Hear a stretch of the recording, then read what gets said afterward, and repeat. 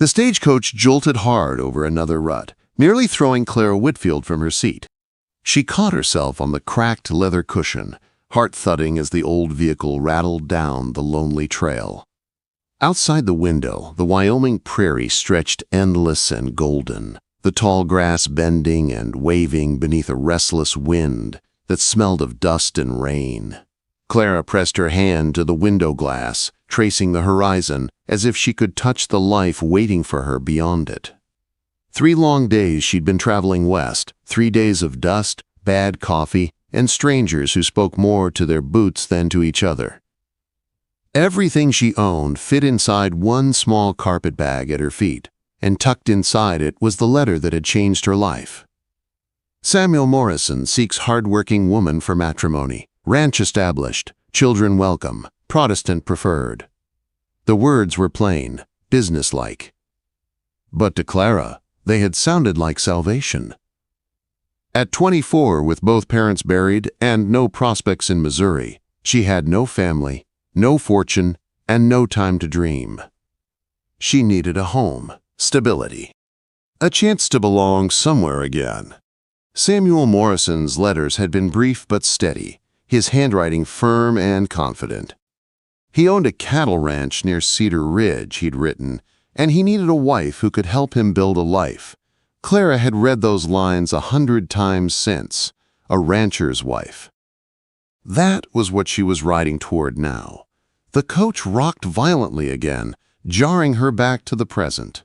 Across from her, a gray-haired widow clutched her worn Bible and stared blankly out the window. A traveling salesman snored softly in the corner, his sample case hugged close like treasure. The air inside the coach was thick with the smell of sweat and dust and something else. Hope, maybe, the kind that carried folks westward, even when they had nothing left to lose. When the stage stopped to water the horses, Clara stepped out into the open air. The wind tugged at her bonnet strings and whipped her hair loose from its pins. "How much farther to Cedar Ridge?" she asked the driver, a grizzled man with a tobacco-stained beard. He spat into the dirt. "Another day, maybe 2, if the weather turns. Sky's been looking mean." He nodded toward the west, where dark clouds were gathering low and heavy. Clara forced a polite smile. "Thank you." She had only $3 left in her purse, enough for a few meals, no more. If anything went wrong now, she had no way to turn back. That night, as the storm broke across the plains, the driver shouted over the wind, "Hold on tight!" Thunder cracked so close it rattled the coach frame. The horses screamed and stumbled, their hooves slipping in the mud.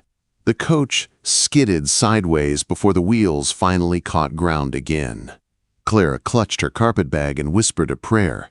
By the time they reached shelter, the sky was a sheet of cold rain. The driver guided the horses toward a small trading post. Just a few buildings huddled together in the middle of nowhere. Inside, Clara huddled by the stove, soaked and shaking. "Axle's cracked," the driver told the post's owner. "We'll be stuck here a couple days, maybe more." Clara's heart sank. 2 more days. Samuel Morrison would think she'd changed her mind. That she'd turn back. And there was no way to send word. She spent those days helping the postkeeper's wife scrub dishes and boil coffee for travelers. Anything to earn her keep. By the 3rd morning, when the sky finally cleared, the prairie gleamed fresh and new. She climbed back into the coach with renewed determination.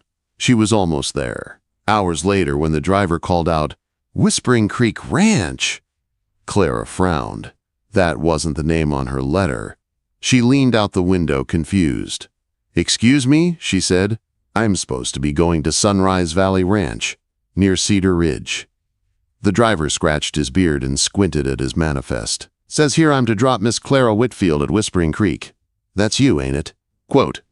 Before she could argue, the horses had already slowed beside a modest ranch house and barn. A tall man stood outside, a shadow beneath the brim of his hat. Clara's stomach twisted. "Sir, there must be a mistake." The man looked up as she climbed down, the wind tugging at her skirt. He was younger than she'd expected. Broad-shouldered, sunburned, his face cut with lines of quiet endurance. His gray-blue eyes studied her cautiously. "Ma'am," he said finally, voice low and steady. "You must be lost. I'm Eli Turner. This here's Whispering Creek Ranch." "I'm Clara Whitfield," she managed, forcing a polite smile. "I was supposed to marry Mr. Samuel Morrison. The driver must have brought me to the wrong place." Eli's brow furrowed. "I don't know any Samuel Morrison, and I didn't send for a wife." The words hit like a slap. Clara turned toward the coach in panic. "Driver, please, you can't leave me here. This isn't right." The man shook his head apologetically. "I got my orders, miss. This is where the manifest says. Can't take you farther without new payment." Her heart pounded. She didn't have the money. As the coach rolled away, she stood alone in the dirt, her carpetbag at her feet, staring at a stranger who clearly hadn't expected her. Eli removed his hat, running a hand through his dark hair. "Ma'am, looks like there's been a bad mix-up. You'd best come inside till we figure this out." Clara hesitated. Every proper instinct told her not to enter a strange man's home, but the prairie wind was already picking up again, sharp and cold. She had no other choice. Inside, the cabin was neat but spare. A man's home, simple and practical. A fire glowed in the stone hearth. "I'll make coffee," Eli said. "You look like you could use it." "Thank you," Clara murmured, setting her bag gently by the door. They sat at the rough wooden table, steam curling from tin mugs. The silence stretched until Eli cleared his throat. "You sure about this Morrison fella? His ranch near Cedar Ridge?" "Yes, I have his letters." He nodded slowly. "I can send my hand, Jake, to town tomorrow. Maybe someone knows him. Until then, you can stay here. My daughter'll be back soon. She's out with our hired man checking stock." "You have a daughter?" Clara asked, surprised. "Lily. She's 6. His voice softened on the name. "Her ma passed 2 years back." "I'm sorry." "Thank you." Quote, they both fell quiet again, the only sound, the crackle of the fire and the distant whinny of horses outside. Then the door burst open and a little girl ran in, dark-haired, muddy, with eyes bright as stars. "Papa, Buttercup's better," Jake says. She stopped short when she saw Clara, blinking. "Lily," Eli said gently, "this is Miss Whitfield. She's our guest." The girl stepped closer, studying Clara with solemn curiosity. "Are you lost?" Clara managed a small smile. "It seems that way." "My papa finds lost calves sometimes," Lily said seriously. "He always brings them home until they belong somewhere again." Eli gave a quiet chuckle. "Go wash up for supper, little bird." As Lily scampered off, Clara looked around the small, warm cabin, the firelight dancing over simple walls, the scent of stew simmering on the stove, and felt something she hadn't felt in years: safety. Maybe she was lost. Or maybe, just maybe, she'd been delivered exactly where she needed to be. The morning sun poured through the small cabin window, washing the room in pale gold. Clara woke to the faint crackle of the fire and the soft clatter of dishes from the kitchen. For a moment, she didn't remember where she was. Then the events of yesterday came rushing back. The mistaken stop, the departing stagecoach, the quiet rancher who had taken pity on her. She sat up quickly, heart pounding. Her traveling dress was still damp from yesterday's rain, and her hair had come loose from its pins. She looked around the small bedroom, neat but simple, smelling faintly of pine and smoke. Someone had left a folded blanket at the foot of the bed. When she stepped into the kitchen, Eli Turner was already there, stirring something on the stove. "Morning," he said without turning. "Coffee's ready." "Good morning," Clara said softly, smoothing her wrinkled skirt. "I didn't mean to sleep so late." "You needed it. You were near worn out yesterday." He poured her a mug of coffee and nodded toward the table. "Lily's out feeding the chickens. She'll be back soon enough. That girl rises with the roosters." Clara smiled faintly, wrapping her hands around the warm mug. The aroma filled the room, strong and comforting. "Thank you for your kindness, Mr. Turner. I'll repay your hospitality as soon as I can find my way to Cedar Ridge." Eli leaned against the counter, crossing his arms. "Jake's riding into town today. He'll ask around, see if anyone knows a Samuel Morrison or a Sunrise Valley ranch." "That's very generous," Clara said. "I don't know what I'd have done if you'd turned me away."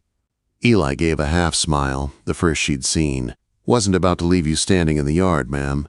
Ain't right. Before Clara could reply, the door opened and Lily burst in, cheeks pink from the cool morning air. Miss Clara, I found 3 eggs. Papa says that means good luck. She held out a small basket proudly. Clara crouched to the child's level, smiling for the first time in days. That's wonderful, sweetheart. You're quite the farmer already. Papa says I talk more than the hens do, Lily giggled, setting the basket on the table. Are you going to stay here forever? Lily, Eli warned gently, don't go asking personal questions. Quote. Clara hesitated, looking at the little girl's hopeful face. I'm not sure yet, she said softly, but I'll stay until your papa helps me find where I belong. Lily nodded solemnly. You can help me feed Buttercup then. She likes gentle people. Eli chuckled. You heard her. That's an invitation. After breakfast, Clara joined Lily outside. The prairie was alive after the storm. The grass bright green, the air fresh with the scent of sage and damp earth. The barn doors stood open, and inside, a small calf blinked sleepily in the straw. This is Buttercup, Lily said proudly, stroking the calf's neck. She was sick, but she's better now. Papa says she's tough. Clara knelt beside her. She's beautiful. You must take good care of her. Lily grinned. I try. Jake helps. He says I'm brave. Clara smiled, brushing hay from her skirt. He's right about that. As they worked side by side, Lily chattered about the ranch, her kittens, and the small wooden toys her father carved for her. It struck Clara how full of life this little girl was, a bright spark in this quiet, lonely place.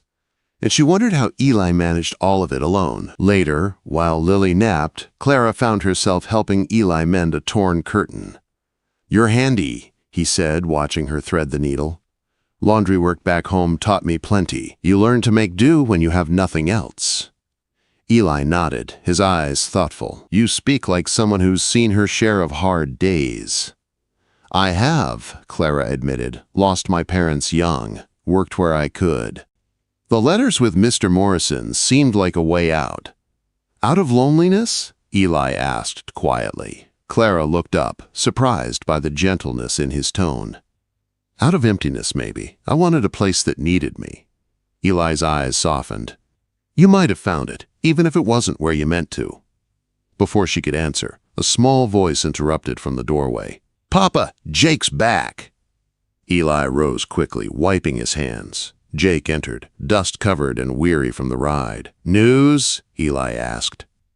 Jake took off his hat, looking apologetic. Asked in town. Nobody's heard of a Samuel Morrison or a Sunrise Valley ranch near Cedar Ridge. Sent a telegram north just in case, but no word yet.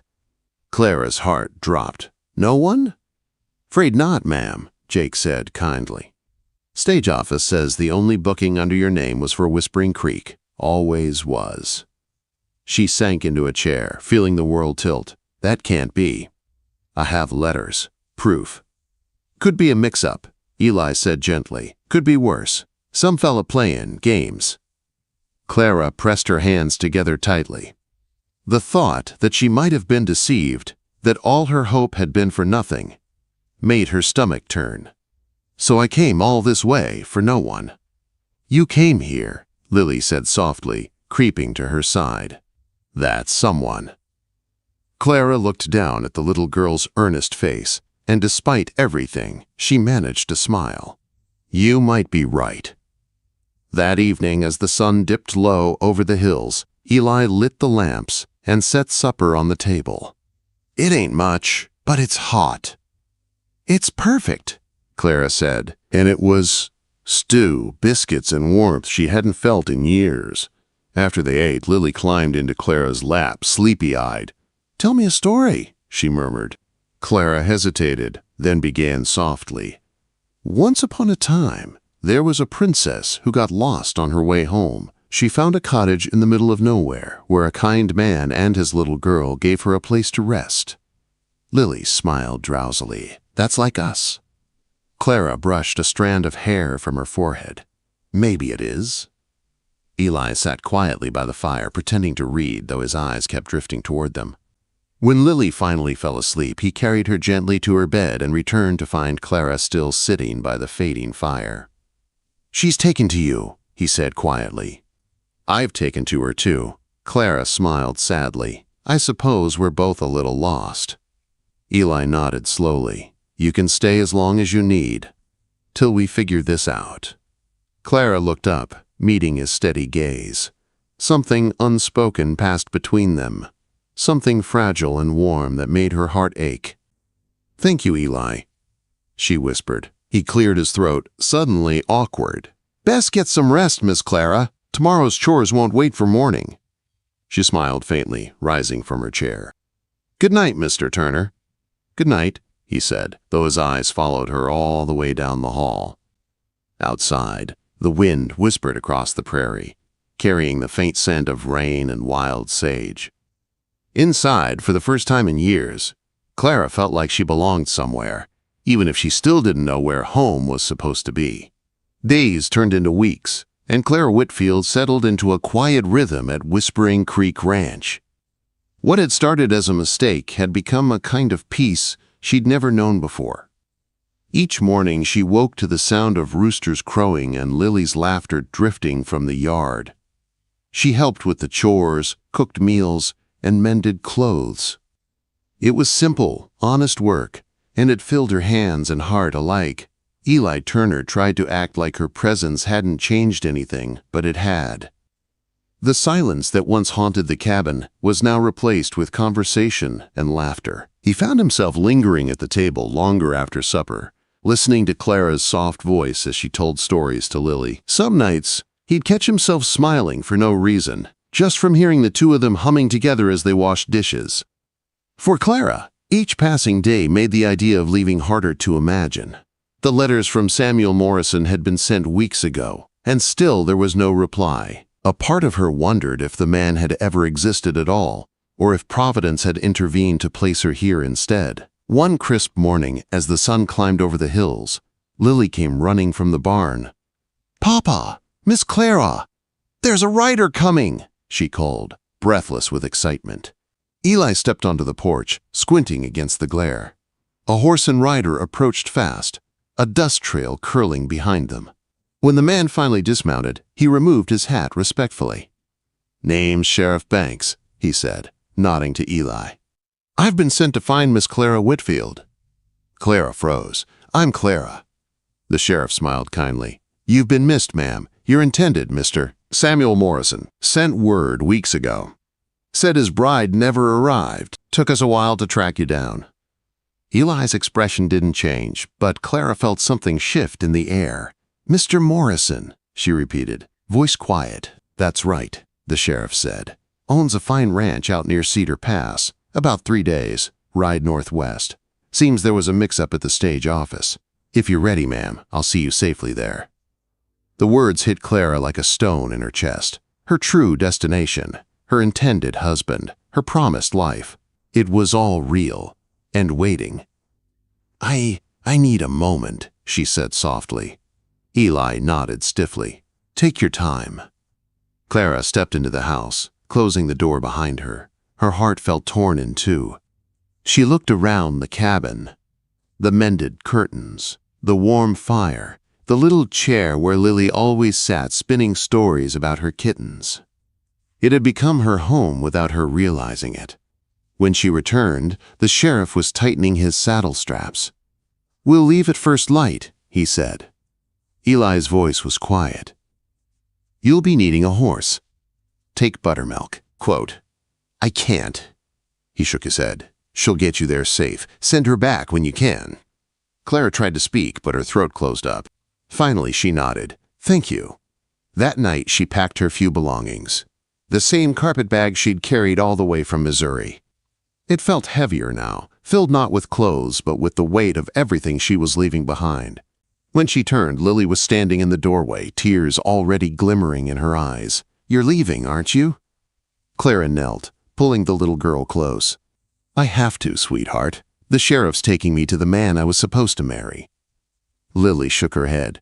"But you already belong here. You make Papa laugh. You make pancakes better than anyone. I prayed you'd stay." Clara's heart cracked. "Oh, honey, I love you so much. You and your papa both. But I made a promise before I came here, and I can't break it." Lily's small voice trembled. "Even if breaking it would make you happy?" Clara couldn't answer. She kissed the child's forehead and held her tight until Lily finally fell asleep. At dawn, the sheriff was waiting by the gate. Clara mounted Buttermilk with trembling hands. Eli stood beside his daughter on the porch, his hat low to hide his eyes. "Thank you," Clara said quietly, "for everything." Eli only nodded. "Safe travels, ma'am." Lily ran forward, pressing something small into Clara's hand, a folded note, smudged with pencil. "For when you get lonesome," she whispered. Clara's voice broke. "Goodbye, sweetheart." She didn't look back until the ranch was a faint blur on the horizon. When she finally unfolded the note, her hands shook. In crooked handwriting it read, "Dear Miss Clara, I love you. Papa loves you too, but he's scared to say it. Come home soon. Lily." Tears blurred the words. 3 days later, the sheriff led her into a wide valley of green fields and white fences. Sunrise Valley Ranch stood grand and beautiful. Everything Samuel Morrison's letters had promised. He was waiting outside, tall and neatly dressed, with silver hair and the kind of smile that didn't reach his eyes. "Miss Whitfield," he said, helping her down. "I feared the worst. You're safe now." Clara tried to smile, but something inside her stayed cold. That evening, as she sat in his fine dining room, she realized the silence here was different from Eli's. Eli's had been peaceful, full of warmth and life. Morrison's silence was heavy, proud, controlled, and empty. By the end of the week, she knew she'd made a mistake coming here. When word came that Lily had fallen ill, that she'd stopped eating, stopped speaking, and cried herself weak calling Clara's name, Clara didn't hesitate. "Mr. Morrison," she said firmly, standing in his parlor, "I'm leaving. The child who calls me Mama needs me." His face hardened. "You are my fiancé. You'll do no such thing." Clara's chin lifted. "Then I'm no longer your fiancé." She left that night. By the time she reached Whispering Creek again, dawn was breaking. The ranch looked just as she'd left it, except quieter. Too quiet. She burst through the door, breathless. "Eli!" He appeared in the hall, eyes hollow. "You shouldn't have come." "Where is she?"